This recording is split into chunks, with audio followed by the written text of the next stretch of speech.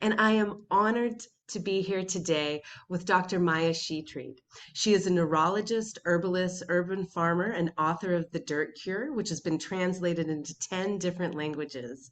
She's been featured on the New York Times, The Telegraph, NPR, Sky News, The Dr. Oz Show, and more. Dr. Maya is the founder of the Terrain Institute, where she teaches earth-based programs for transformational healing, including professional training programs for psychedelic-assisted programs. She works and studies with indigenous communities and healers from around the world.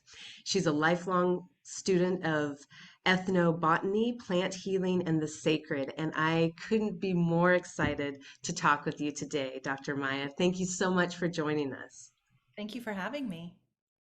Can you tell us a little bit about how your relationship with plants, how that window opened for you? Um, I think that there are things that we're really like born with and we remember in childhood that for I guess some people end up pursuing and others end up remembering. And Oh, that's um, beautiful. in my case, I was I think I would say a plant empath as a child. So I would, spend a lot of time in nature, but I was an only child. So, I did a lot of reading and I did a lot of like exploration in nature because I was also, Gen X, where like cell phones weren't yet a thing, helicopter parents weren't yet a thing, stay-at-home moms were no longer a thing. Um, so I just spent a lot of time exploring. I mean, I obviously also had friends, but like I did a lot of just time in nature. And I used to feel like when I would see, clear-cut areas where a house was going to be built, like I would have like all this heartbreak and feel like the sadness of the trees and like had this really deep connection with plants. And then, as you grow up, that's less of a thing, um, and not really valued in at least my suburban area that I grew up. And obviously, on and on to med school, like, and I was in New York City. So that was definitely not maybe at the forefront. And so I would say, like, it was when I graduated um, from med school and was in my training. And of course, over the course of my training, I had 3 children, and my youngest got sick.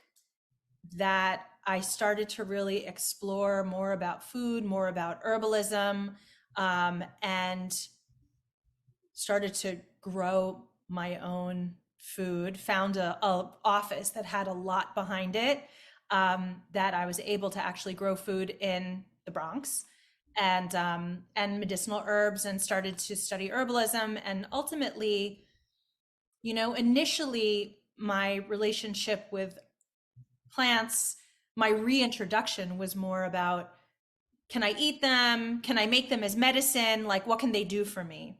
But that evolved really quickly into really cultivating relationship. Like, what can I do for you?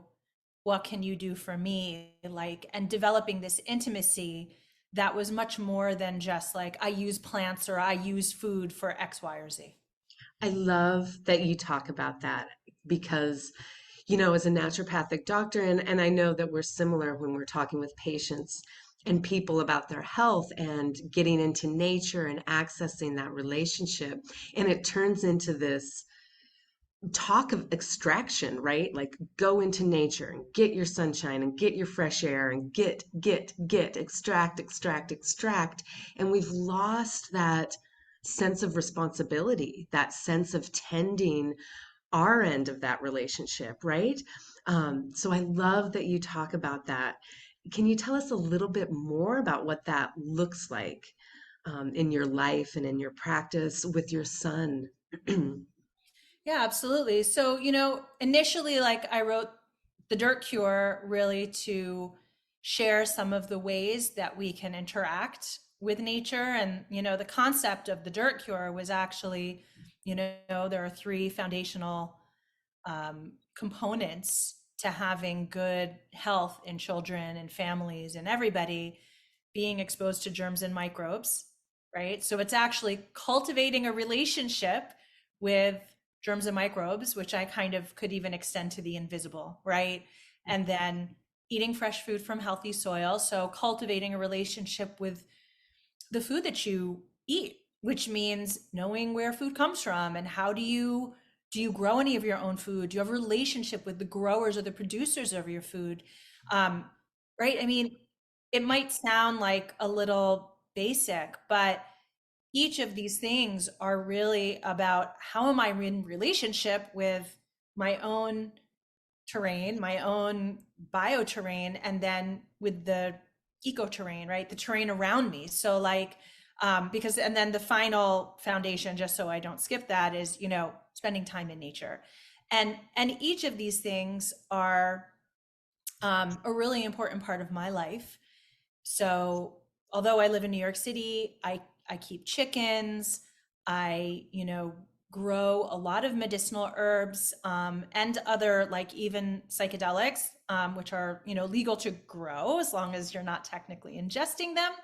Um, but but for me, that's about cultivating that relationship, like tending and nourishing and nurturing. And actually, to me, that is as important, or more in some cases important, than, you know, the ingesting. Like the ingesting is a only what you would do once you've done these other things in the paradigm that I operate from. And then every day I spend a lot of time in the forest near my house. So when I go for a run, I go for a run in the woods. When I go for a walk, I'm walking in the woods, I'm walking in nature. And when I do that, I'm spending a lot of time, you know, doing kind of multi-directional vision. So I'm noticing what's around me in, you know, in terms of the plants, in terms of the light, in terms of, just because there's a lot of messages that can come through, um, maybe we can say in a quantum way, Mhm. when we're in an environment of nature, because it changes our receptivity as well. Oh, absolutely, absolutely, and I think it's not exaggeration to say that is where our health comes from, those relationships. Can you, when you were talking about the three things, you talked about microbes and extending that to the invisible. Can we talk about extending that to the invisible and Mhm. and what that relationship looks like? Yeah, absolutely. I mean, I think, just like from a biological standpoint, even, you know, most people I think now know that we have this microbiome that's about 3 to 5 pounds of organisms that live in and on our body. And what I think a lot of people don't know is that part of the way that these organisms actually maintain our health and communicate with us is by actually, our mitochondria. By way of our mitochondria, um, they communicate through something called quorum sensing. Quorum sensing is how bacteria communicate with each other, and mitochondria, our human mitochondria, evolved from bacteria, you know, long, long, long ago in evolution, but still they communicate as if they're part of the same family. And so I even think that, like, which is a scientifically verifiable fact, is this way in which we have all of this relationship and communication that is happening, really like in this quantum way that we have no idea about. You know, we thought bacteria were bad. We thought organisms were all bad, for a long time. You know, taking that a little further, and this kind of goes to the idea of, do we even need to always ingest the plants that we think are going to be beneficial to us? You know, I work with people on things like microdosing sometimes. And what I noticed, and I've known this for a long time, is that when they start thinking, oh, I'm interested in psilocybin, or I'm interested in, some kind of plant medicine, their life already starts to change Mhm. before they ever ingest, and maybe they never do ingest. Um, because what I think a lot of people don't yet have a language for is that, but where I should say a lot of people in the Western world, but indigenous people have had this language for a very, very long time, is that, the medicine that we get from plants, we think we can like turn it into chemistry and like, compounds, and, we can purify it. But actually the medicine of the plant, in this paradigm, comes from the spirit of the plant and the Mhm. wisdom of the plant. So that means that when you're in relationship with the plant, thinking about the plant or caring for the plant, or working with the plant in a number of ways that may not include ingestion, you're already in invisible relationship. And that relationship, with the spirit of the plant, and that can extend to not just plants, but it can extend to animals. When you hear like, I just think about the hoot of an owl, right? When you hear like an owl in real life, in real time, let's say outside your house, you feel that vibration of the owl, right? Because it's like something that you're receiving. And for a moment, at least, you're receiving the medicine of the owl medicine, right? And so, I mean, and this isn't like, spirit animals, or it doesn't have to be anything of that nature. It's simply, you know, being an invisible relationship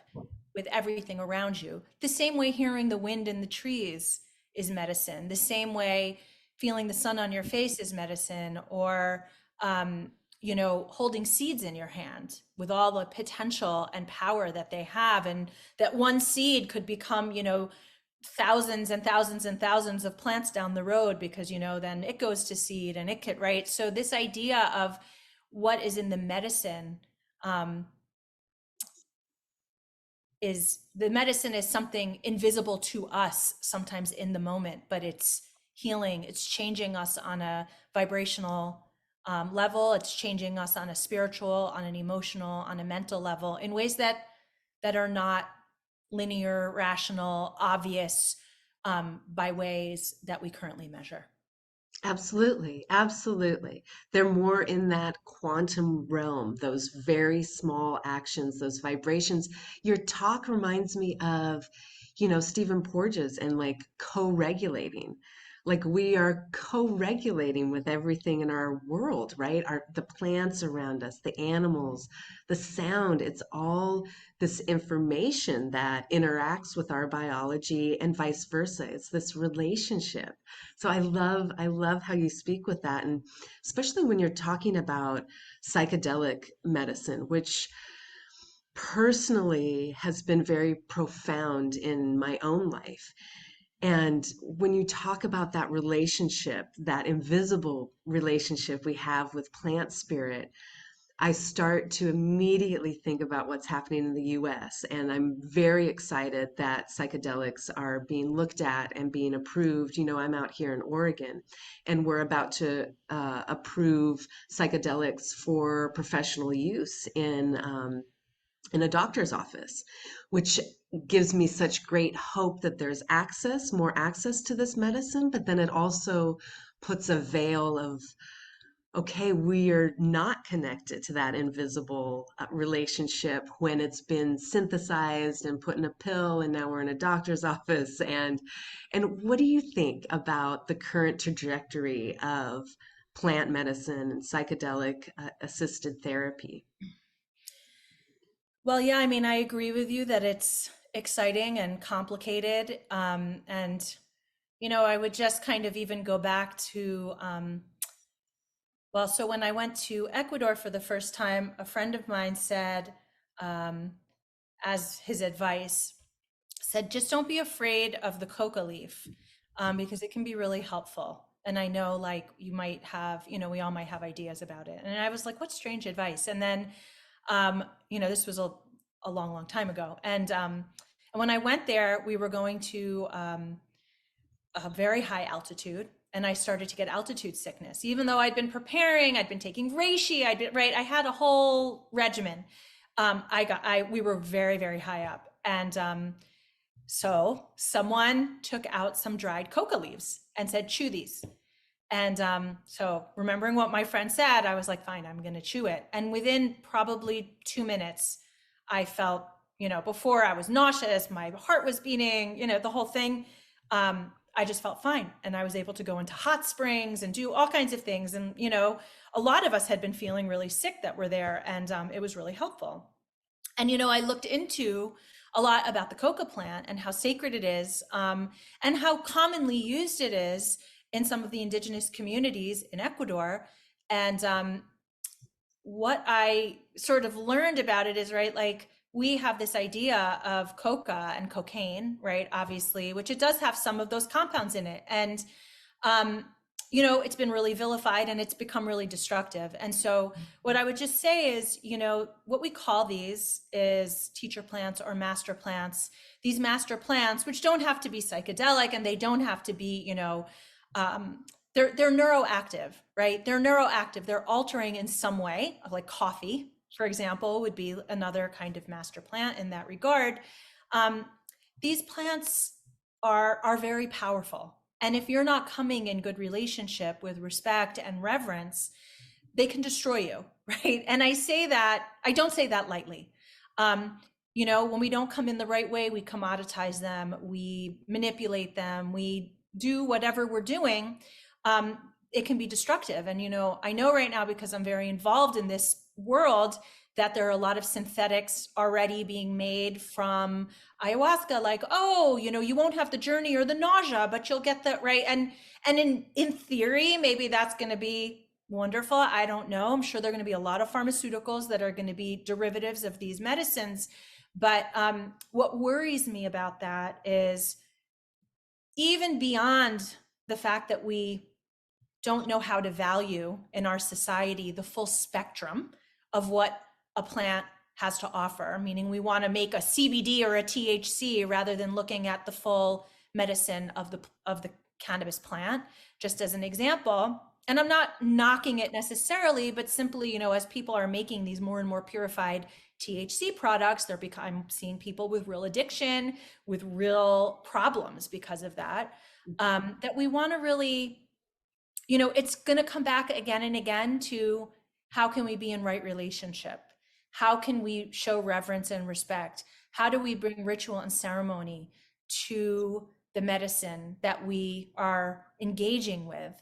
And it does concern me, which is why I created the Terrain Institute, actually. And, my certification programs and my training programs is really so that, because a lot of us, might not know, what does that mean to be in right relationship? How can I show up in a respectful way? How can I honor these medicines and the people who have been the wisdom keepers, rather than, again, taking, right? Going and doing the tourism or doing all the things. And of course, the flip side of that is, it's very exciting that this very stigmatized indigenous medicine is, emerging in this way.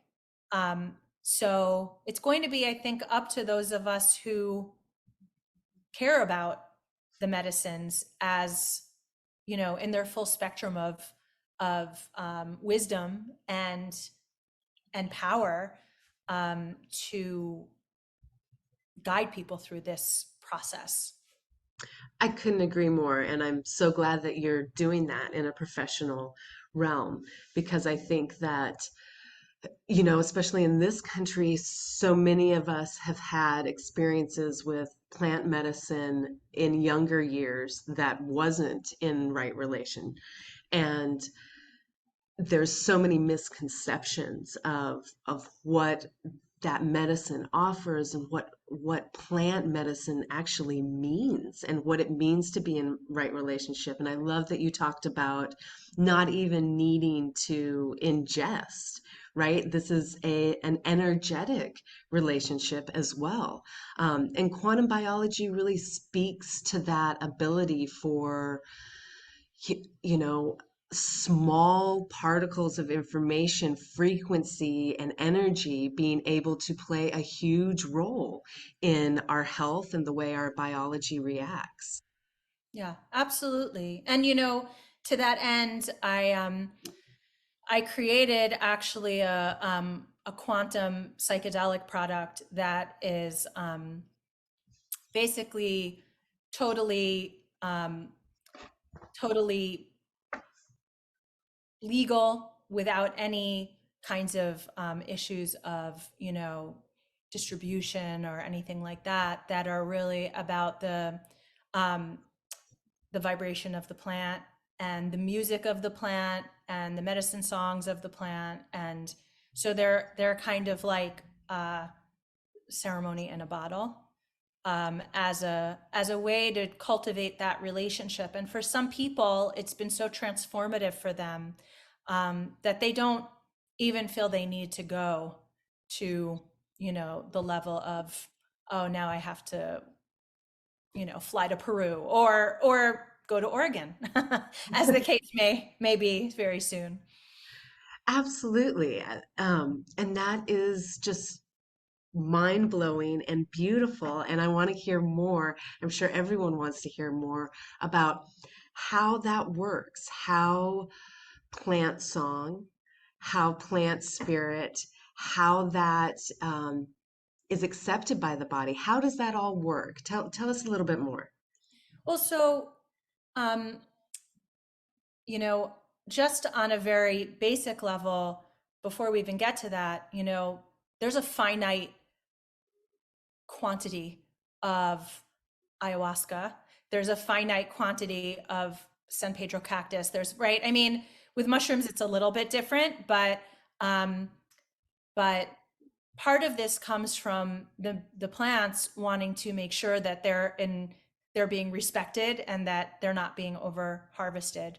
So, but we also know, and this just goes to kind of the work even of Masaru Emoto, right, who worked with water. And a lot of people, I think, are aware of the really beautiful pictures that he took, based on, like tears of joy versus tears of grief, or, water that had been played classical music versus, water that had loving words said to it versus water that had angry words, right? So, just in doing that work, and what he did was he basically found these crystalline structures that were in the phase between liquid and solid of water, and showed how they look. The crystalline structure was completely different based on the vibrational energy, essentially, the frequency and vibration of sound, of emotion, etc., that had the water had been exposed to. And we're made of water, right? Very, very, largely we are water. So there are ways in which our bodies can hold vibration, um, and are affected by frequency. And I mean, we could be talking, I'm sure you are talking a lot in this event about, the the biofield and the electromagnetic frequency of the heart and all of those things. But these medicines, through music, through light, through the plants themselves, which I grow, and work with, and visit places, sacred places where they grow as well, that all of these medicines are put into this medicine so that it can be actually added to a bath. It can be sprayed on you. It can be taken orally. Um, and all of those things can create really beautiful transformations and shifts, on a very profound level, physically, mentally, emotionally, and spiritually. I absolutely love that you are doing this. This is so exciting. So, absolutely, we're talking all about structured water and that fourth phase of water that has the ability to trap and store and then utilize frequency information. So you were talking about taking sacred plant medicine and storing their message, their healing message in water that then it, or however you are doing it, and then it interacts with our structured water the way that sunlight does, or homeopathy, or a hug from a good friend, right? All of those frequency medicines, and that's what the summit is all about, right? All of those things are working on this quantum biological level with our structured water and coming to this coherence where, exactly as you said, amazing transformation can happen. So that is absolutely amazing. So you are growing these plant medicines and preparing this medicine in your lot, in your. My lot. Yeah, no, I mean, so, um, and they're collected and created in ceremony. So, and in partnership with the plant, and sometimes also stones and other things, and done at, kind of, there's numerology involved in it, the days that the medicine is made. So it's a very special process that really is about cultivating that intimacy with the spirit of the plant. It affects us, right, physically, of course, but on all these levels. And it's, I think it's the future of medicine, really. I absolutely agree. And it's just thrilling. I have goosebumps talking with you about what you're doing because, this goes back to the very beginning of the interview where you said it's up to us. It's up to us to start cultivating ways to return and remember this relationship that we have with plants. Can you tell us a little bit more about how you, as a doctor, as a mother, as a human, how you cultivate that relationship on a deep level and how you get your patients to do that? What are some of the ways to open that window to co-regulating and being in coherence with the world around us? Well, I mean, I think that it is a kind of a practice and a discipline. It's not, um, and I think that I offer a lot of this to people actually in my training more than in my practice, because I do more now coaching. But I will say that it's something that unfolds. And really, what I would say, just as the sort of first principle, is that if you take one step in the direction of building this relationship, like, everything will take three steps towards you. So, like, I remember, for example, like, so one principle also is asking for help, right? Asking for support when you need that. So I remember there was this time, and I was walking through the woods, and I was saying, please help me know how to support, the natural world and what I can do. And I was kind of, just saying these sort of prayers, if I could call it that, but just communicating. And I looked down in front of me, and there was this huge piece of bark in the shape of a sword. And it hadn't been there on my way because I was walking back, or at least I hadn't seen it or noticed it. And that's something that unfolds a lot too as you cultivate this awareness, is that you start to have eyes to see in a way that you might not have seen opportunities or signs or symbols or synchronicities before, or maybe before you dismissed them or you didn't even notice them. Now you notice them. And so that's part of what's really beautiful about cultivating this sort of relationship. And as I said, it's really about spending time, right? And I think, some of the practices that I recommend are like rest, quiet, daydreaming, um, like things that we don't really value in our society, but allowing allowing yourself to take that pause. So a lot of my patients even have said stuff like, I used to kill bugs when they were in my house, but now I rescue them and take them outside. And it's not because I sit and like hammer that point in, but because of the, I think, conversations that we have and the environment I cultivate. And I think maybe even most importantly, I really am a deep believer that we each are transmitting medicine simply in the way that we comport ourselves. So a lot of the medicine that I bring is, I think, transmitting even when I'm not talking and even when I'm not really specifically trying to directly help people, but simply in the way that I'm operating, it's transmitting, right? And I think that's true for you and also for any of us, that when we operate in a particular, when we operate in alignment with the medicine that we're here to bring, um, we transmit that, and it's very influential even if we're not telling people what to do and giving people a list of things. And I think I've seen that also quite a lot, and I think that is a very probably quantum kind of concept as well.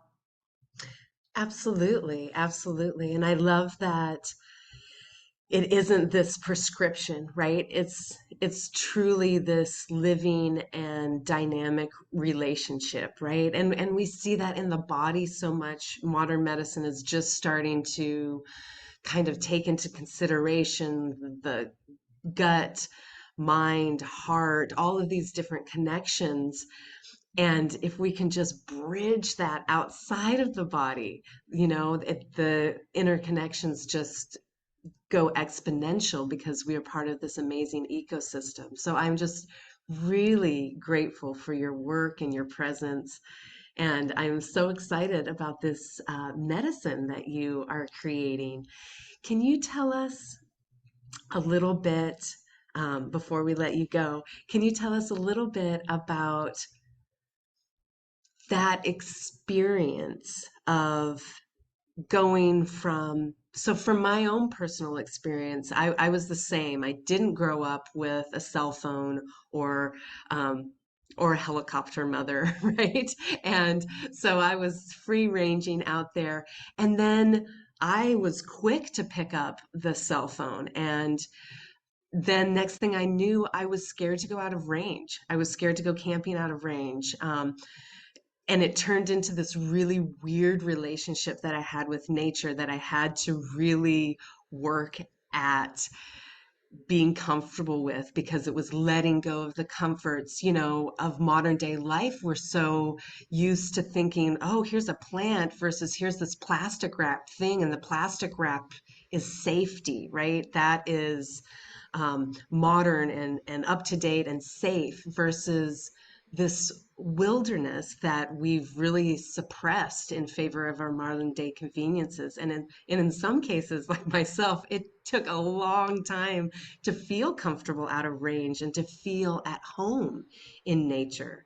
So you've talked about cultivating that with rest, with daydreaming, with time in nature, and really opening up those eyes and seeing that sword that you saw on your walk, and really seeing it as a sign of your warrior status, bringing this medicine forth in the world.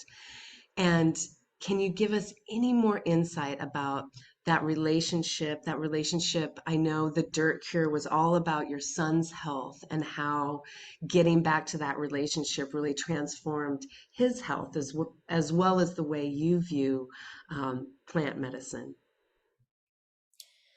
Yeah, I think it's really interesting to navigate the world that we live um,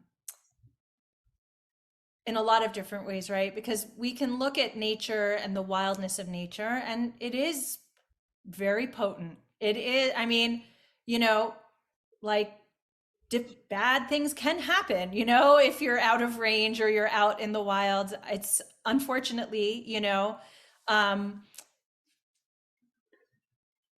but we need that wildness. That's right. That's, and I think at the same time, all the modern day conveniences also have their dangers that we are, you know, people like you and me and many of our colleagues are starting to talk about, like that plastic wrap, right?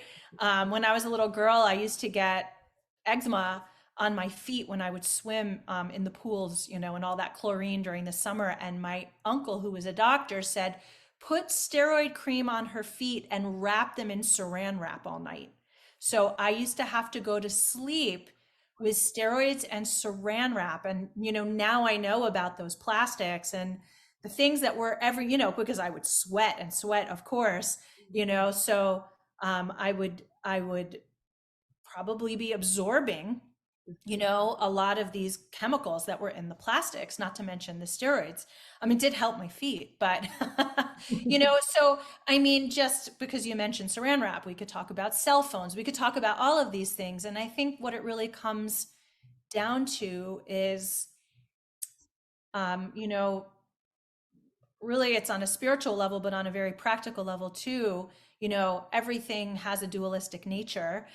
So anything can be both good and bad. And we're navigating that through, you know, kind of the spiritual and the practical all the time, right? How do we navigate the wild and, you know, the tame, let's say, or the ancient medicines and modern medicine? It's not that one of them is all good and the other one is all bad.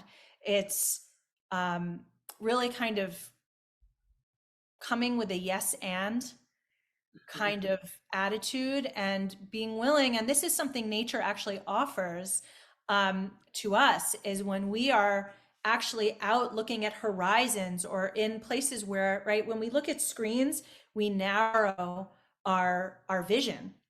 And that actually activates our sympathetic nervous systems, makes us more anxious, makes us all of the things that are in our sympathetic nervous system are actually activated by looking at screens and narrowing our field of vision. So I think a lot of us know that, you know, in that running away from the lion fight or flight response, that we do narrow our vision. That's part of, you know, the escape part of it.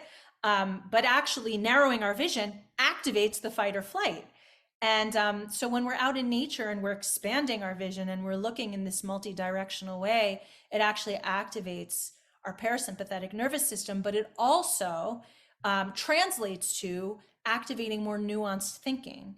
That yes and kind of thinking is also a result of, you know, when you walk out in the woods or you go climb a mountain or you just sit outside, right? And you have that capacity to see not just like what's right in front of your eyeballs 2 feet away or 1 foot away in many cases, but you're kind of looking in a different way. And that allows you actually to experience and make decisions and think about things with more nuance, and that more broad perspective.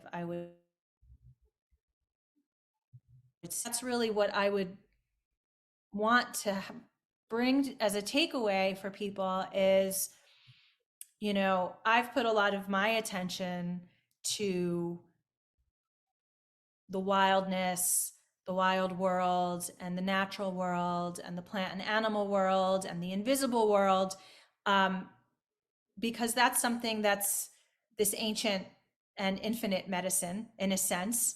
But technology has its place, I think. And I think that it's really about being able to have that yes and navigate that nothing is all one thing, if that makes sense.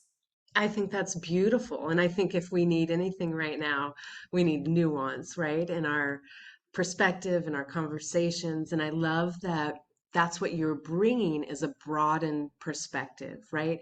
Whether it's looking at the horizon or the top of a view from a mountain that you hiked, or whether you're utilizing plant medicine to broaden that horizon, broaden that view. There's so many avenues that our natural world has to open that window to that nuanced view, to that yes but view, to that infinite relationship that we can have with the medicine that the world around us holds. So I thank you so much for taking your time out of your busy schedule to share this wealth of information that you have.